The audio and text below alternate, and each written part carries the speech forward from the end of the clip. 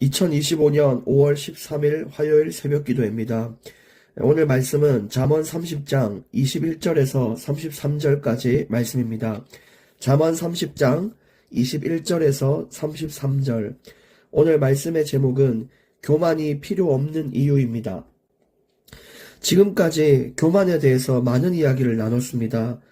교만은 하나님의 보호와 도우심을 부정하는 것입니다. 교만은 내 인생에 만족이 없는 사람이 마음의 공허함을 채우기 위해 하는 것입니다. 교만은 하나님을 잊게 만들고, 교만은 우리가 평생 싸워야 할 대상이라고 우리가 함께 말씀을 나눴습니다. 더 나아가서 교만은 사람들을 잃게 만듭니다. 누군가가 와서 나 이런 사람이야 하고 계속 자랑을 하게 되면 상대가 주눅들고 상대가 함부로 못할 것 같고 내가 더욱 높아지는 느낌을 받지만, 지혜를 갖춘 사람들이 그 모습을 볼 때는 참 저 사람 교만하다 이런 느낌을 많이 인지하게 되고, 그러면서 사람들을 잃게 되는 겁니다.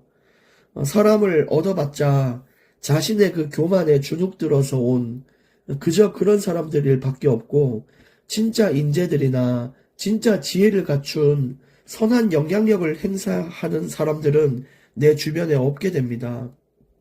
가짜들만 모인다는 것이죠.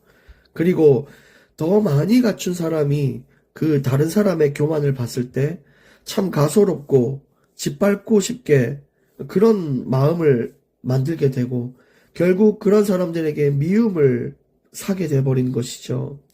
성경에서도 교만한 많은 인물들은 하나님이 일찍 불러가시기도 하고 사람들에게 버림을 받기도 했습니다. 그러므로 교만을 버려야 합니다. 교만은 사탄이 인류 최초 인간들에게 심고자 애썼던 것입니다. 아주 악한 것이라는 거죠. 근데 누군가는 근데 사람들에게 내가 업신여김을 받지 않으려면 좀 과장도 하고 자랑도 하고 부풀림도 해야 되지 않습니까? 라고 물어보지만, 근데 오늘 내 자신을 높인다는 것은 교만이 아닙니다. 내 자신을 높이는 도구가 꼭 교만이 있는 것이 아닙니다. 교만은 처음에는 나를 높인 것처럼 보이지만 결국 썩어져 가는 것을 붙잡는 것과 같습니다. 지혜라는 것이 있는데, 하나님이 주시는 지혜, 그 말씀, 또 하나님을 의지하며 살아가는 자는 내가 내 스스로를 높이기 위해 애쓰지 않아도 하나님이 나를 높여주시고 주변의 사람들이 먼저 나를 높여주는 일이 일어나는 것이 바로 지혜입니다. 그래서 나를 높이고 내가 이 세상에서 나를 보호하기 위한 그런 처절한 싸움을 하지 마시고, 지혜를 통하여 능히 세상을 이기고 사람들과 또 좋은 관계를 맺고 이런 인생을 살아가기를 원합니다. 하나님이 나를 높여주는 인생을 생각해 보세요. 그것은 진짜 얼마나 견고한지, 얼마나 빛나고 아름다운지 인생에 참된 평안이 찾아오는 것입니다. 형통이라는 것이 다른 것이 아니에요. 내가 내 인생을 열심히 해서 좋은 길로 끌고 가는 것은 마치 내가 철봉에 매달려서 시간초를 재는 것과 같아요. 어느 순간 사람들은 철봉에 매달렸다 하고 박수치고 있지만, 나는 이 철봉에서 떨어질 시간을 점점 몸으로 체감하며 버티고 버티는 그런 것이 교만이고 내가 내 자신을 이끌어가는 인생이에요. 언젠가는 손을 놓게 된다는 것이죠. 그러나 하나님이 나를 세워주고 하나님이 나를 형통하게 만든다라는 것은 내가 철봉에 매달린 것이 아니라 하나님이 나를 안고 있는 것과 같아요. 그분의 능력은 크고 한이 없으셔서 결코 우리를 놓치는 법이 없어요. 다만 우리가 그 안에서 그 하나님 주신 감사함을 잊고 또 내 멋대로 몸부림치고 발버둥치면 하나님이 놓으실 수는 있지만, 우리가 이 하나님을 늘 믿고 감사해야 하고 의지하고 그 말씀을 붙잡고 살면, 우리가 하나님을 놓지 않으면 하나님은 우리를 놓는 법이 없습니다. 우리가 발버둥을 쳐서 자꾸만 다른 길로 가게 되는 거죠. 그래서 나만 잘하면 됩니다. 하나님은 항상 옳은 길로 우리를 인도하고 있어요. 한번 따라해 볼까요? 나만 잘하면 된다. 너무 잘 따라하셨습니다. 그런 마음의 입장에서 교만이라는 것을 다시 한번 확인하는 시간이 되길 바라고 21절부터 한번 보겠습니다. 세상을 진동시키며 세상이 견딜 수 없게 하는 것 선엇이 있나니. 그러니까 이 세상을 힘들게 만들고 이 세상의 질서를 파괴하는 일들이 있습니다. 그런 사람들이 있습니다. 그런 사람은 22절에 나오는데 곧 종이 임금된 것과 미련한 자가 음식으로 배부른 것이다. 여러분, 이 종이 임금이 된다는 것이 어떤 의미일까요? 종이라는 것은 사실 어떤 책임감도 가져본 적이 없고 지혜도 없고 감당할 능력도 없는 사람을 말합니다. 근데 그런 사람을 왕의 자리에, 지도자의 자리에 앉혀놓으면 백성들의 삶은 굉장히 피폐됩니다. 그리고 미련한 자가 배부르다라는 것은 어리석고 방탕한 자에게 돈을 주고 권력을 주게 되면 다른 길로 가게 되는 거죠. 마약을 하기도 하고 권력을 지키려고 사람을 해치기도 하고 결국 본인 스스로를 파괴하는 일이 이런 것입니다. 전혀 어떤 것에 대한 책임도 없고 준비도 안 된 자들이 그 자리에 가는 거예요. 목회자도 아무나 세우면 안 되겠죠.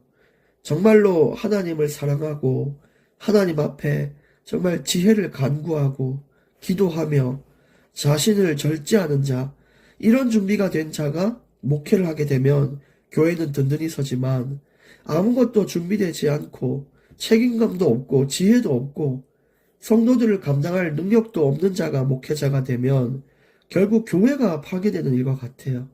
그래서 여러분 항상 목회자를 위해 기도해 주시고 신학대학교를 위해 기도해 주시고 이렇게 함께 기도해 나가길 원합니다. 아주 세상의 질서가 파괴되는 일이기 때문에 무서운 일입니다. 그래서 우리가 이런 삶을 꼭 살아가야 돼요. 그래서 우리가 그 응답이란 것도 보시면은 하나님은 감당할 수 있는 응답만 주신다 그러잖아요. 이런 것과 같아요. 어떻게 갓난아기에게 칼을 쥐어 주겠습니까? 그래서 기도 응답을 여러분 기다리실 때도 하나님의 뜻이 무엇인지 그리고 지금 내가 어떤 수준인지 그걸 보시면서 하나님이 내게 어떤 응답을 주든 내게 지금 필요한 수준이 딱 이 정도고 지금 내게 가장 필요한 응답이 이거기 때문에 이걸 주셨구나 이렇게 생각을 하고 하나님 앞에 서운해하지 않기를 원합니다. 그리고 어떤 자리에 가고 싶거나 어떤 응답을 받고 싶거나 할 때에 그저 미련하게 구하는 자만 되지 마시고 인생의 준비를 할 수 있는 자가 돼야 돼요. 내가 이렇게 고백하고 그 자리에 갈 만한 준비가 돼 있는 사람인가? 나는 하루하루를 어떻게 준비하고 있는가? 나는 미래를 어떻게 준비하고 있는가? 이런 나를 보고 하나님이 나를 과연 사용하시겠는가? 이런 것들을 보고 점검하고 준비할 수 있는 자가 돼야 돼요. 막연하게 기도만 하고 있는 사람이 아니라 하나님은 기도와 함께 내 인생을 노력하여 준비하는 자들을 세우신다는 것을 기억하셔야 됩니다. 23절 말씀입니다. 미움받는 여자가 시집간 것과 여종이 주모를 이은 것이니라. 이것도 준비에 대한 부분이에요. 항상 미움을 받는 여자가 내면의 준비가 되지 않은 그 여자가 어떻게 결혼을 하겠습니까? 가면은 가서 그 시댁에도 계속해서 미움을 받게 될 거고 또 자녀가 자라날 때도 잘못된 것을 배울 확률이 높단 말이에요. 그래서 결혼을 하기 전에도 내 마음의 상태를 미리 준비해야 되는 거. 그거는 결혼뿐만이 아니에요. 내 인생 전체가 내 마음에 어떠한 여유와 준비가 없으면 어떤 일을 해도 무너지기 마련입니다. 여종이 주모가 되는 것도 마찬가지예요. 종이었던 자가 이제 주인이 된다는 것은 갑자기 내가 응답받는 거, 갑자기 신분이 상승되고 갑자기 사람들의 환호를 받게 된다. 이건 어떻게 되냐면 내가 그걸 받아들일 마음의 준비가 안 됐기 때문에 반드시 교만이라는 것이 찾아옵니다. 그래서 마음의 준비가 필요해요. 교만을 버리려는 마음의 준비, 책임을 다하려는 준비, 미움받는 인생을 버리고 이제 누군가에게 도움이 되고 싶고자 하는 그런 마음의 준비, 이런 마음을 가지고 세상에 나가야지 마음의 준비와 이 마음의 이 튼튼한 여건이 갖춰지지 않으면 그 어떤 것도 이룰 수가 없고요. 이룬다고 해도 빨리 시들게 될 것입니다. 24절입니다. 땅에 작고도 가장 지혜로운 건 넷이 있나니 이제부터 교만이 필요 없는 이유에 대해서 말씀드립니다.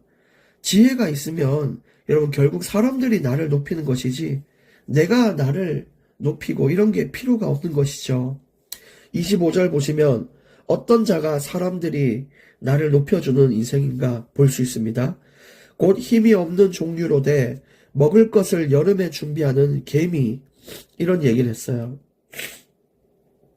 그러니까 내가 아무리 힘이 없고 또 배경이 없고 경제가 없어도 개미처럼 성실하고 부지런하고 미래를 준비할 수 있는 자면 결국은 사람들이 나의 가치를 인정하게 주는 날이 옵니다. 성실과 부지런을 갖춰야 돼요. 여름에 쉬는 자가 있는데 그 개미 같은 경우는 먹을 것을 여름에 준비한다. 그 무더운 여름에 미래를 대비해서 그때를 준비하는 그 노력이 있잖아요. 그것처럼 우리도 어떤 미래를 준비하고 있냐. 근데 이것을 또 영적으로도 재해석해 볼 때에도 우리가 항상 영적으로 행복할 때만 있는 건 아니거든요. 항상 교회에서 은혜 받을 때만 있는 거 아니거든요. 그러면 내가 무기력해지고 낙심될 때에 내가 그때에 할 수 있는 나의 대비는 무엇인가? 이걸 준비하는 자는 영적으로도 튼튼하게 가는 것이죠. 저 같은 경우는 참 좋아하는 찬양이 있어요. 그리고 나는 아무것도 아닙니다. 이런 찬양도 있고 여러 가지 있는데 항상 힘들 때는 이 찬양을 하루에 한 10번씩 20번씩 찬양하며 기도해야겠다. 이런 이제 내면의 준비가 있고요. 물론 그렇게 해도 어려울 수 있지만 준비하는 자와 준비하지 않은 자는 결코 다르다는 걸 아셔야 됩니다. 26절에 약한 종류로 돼 집을 바위 사이에 짓는 사반. 이 사반은 바위 너구리를 뜻합니다. 적들이 공격해 오면 항상 지는 존재가 사반이에요.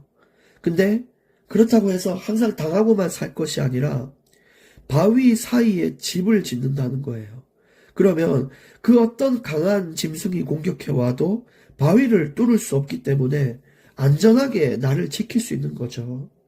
여러분, 나를 지키는 지혜가 필요합니다.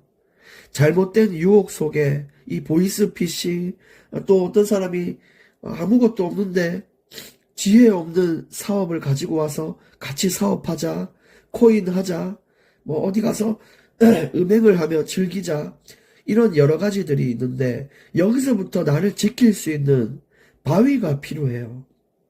그게 지혜입니다. 여러분, 내 가정을 어떻게 지킬 수 있을까요? 내게 주신 직장을 어떻게 지키고 맡겨주신 인생을 어떻게 지킬 수 있을까요? 그걸 지킬 수 있는 바위를 준비했던 사반과 같은 그런 인생이 필요해요. 한번 묵상해 보길 원합니다. 내가 나의 삶을 옳은 방향으로 가기 위하여 내 인생의 바위는 어떤 것일까? 정말 기도해보고 묵상해 보십시오. 물론 그 가장 밑받침에 있는 것은 하나님의 말씀일 것입니다. 예배일 것이고 기도일 것입니다. 그런데 그 위에 우리가 인생에서 가져야 될 어떤 필요한 지식, 지혜, 만남, 또 필요하던 인맥, 여러 가지 있겠죠. 이런 것들도 아주 지혜롭게 준비할 수 있는 자가 바위에 집을 짓는 사방과 같습니다. 삶을 안정적으로 이끌기 위한 준비가 필요해요. 27절, 임금이 없으되 다 때를 지어 나아가는 메뚜기와 같다. 이 메뚜기도 그냥 하나하나 개개인을 이렇게 각자를 보면은 굉장히 약한 존재예요. 그런데 그들이 힘을 합쳐서 뭉치면 어디에 가든 굉장한 힘이 있어요. 메뚜기 떼가 날아다닐 때는 곡식이 다 사라져 버립니다. 엄청난 영향력을 행사해요.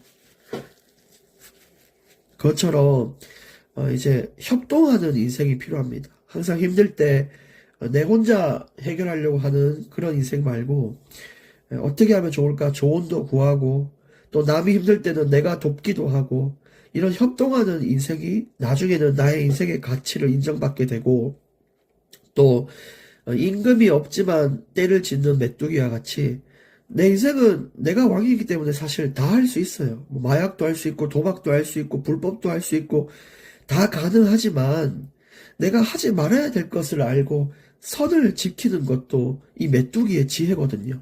그래서 우리가 하지 말아야 될 것을 하지 않을 수 있는 그런 임금이 없고 누군가가 나를 뭐 욕하거나 잔소리해주는 사람이 없어도 내 스스로가 나의 삶을 절제할 수 있는 인생의 지혜가 지혜로운 인생입니다.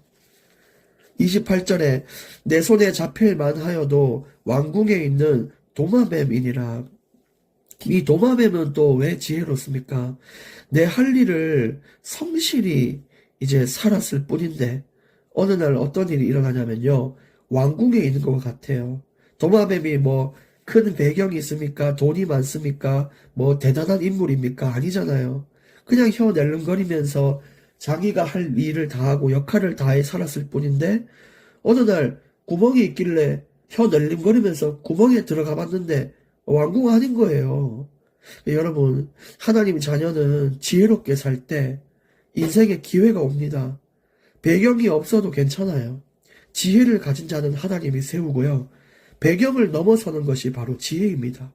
그래서 내 역할에 맞게 성실하게 살면 언젠가 하나님은 내게 기회를 주십니다. 29절 잘 걸으며 위풍 있게 다니는 것 선엇이 있나니. 이 교만이 더러운 내세움이라면 지혜는 이 당당한 하나님이 말한 담대함을 말합니다. 교만과 담대는 다르거든요.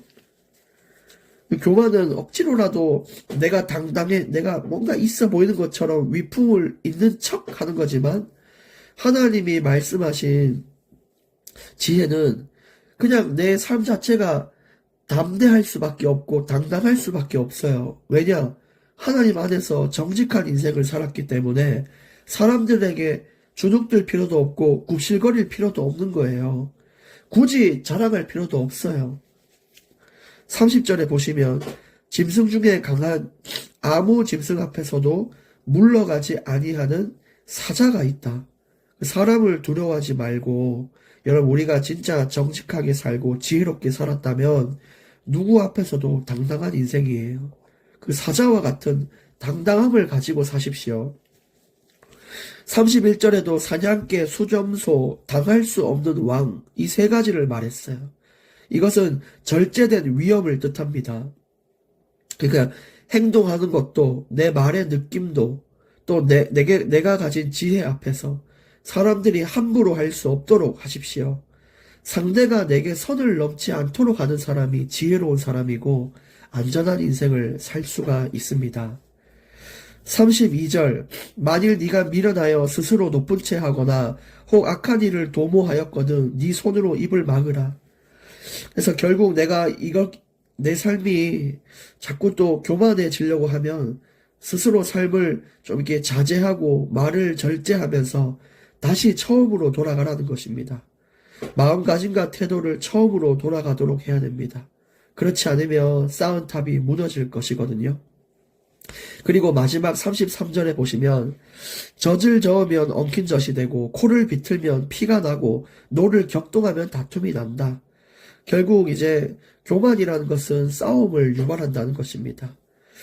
그래서 이제 교만을 피하시고 오늘 결론의 말씀 마음의 겸손, 지혜, 내면의 응답, 그 응답받을 그릇, 그 내 인생의 수준을 준비하는 인생이 되어 보십시오.